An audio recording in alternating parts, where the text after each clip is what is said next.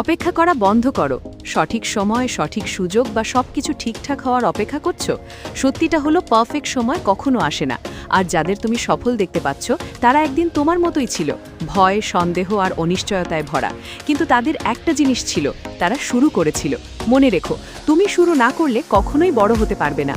হ্যাঁ, জীবন কঠিন, সংসার, দায়িত্ব, পড়াশোনা সবকিছু সামলাতে হয়। কিন্তু একটা কথা মনে রেখো, তোমার স্বপ্ন তোমার অজুহাত শোনে না।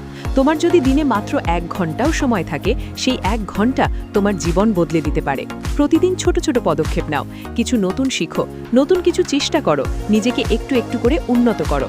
অন্যের সাথে নিজেকে তুলনা করো না।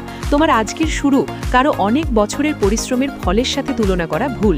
মনে রাখবে, ধীরে এগোনো। ব্যর্থতা শেষ নয়, এটা শেখার অংশ। শৃঙ্খলা তোমাকে সেখানে নিয়ে যাবে যেখানে শুধু মোটিভেশন পারে না। একদিন তোমার পরিশ্রমই তোমার গল্প বলবে। তাই উঠে দাঁড়াও, নিজের দায়িত্ব নাও এবং তোমার স্বপ্নের জন্য লড়াই শুরু করো। কারণ তুমি যদি নিজের স্বপ্নের জন্য না লড়ো, তাহলে অন্য কেউ তোমাকে দিয়ে তাদের স্বপ্ন পূরণ করাবে। আজই শুরু করো, এখনই শুরু করো।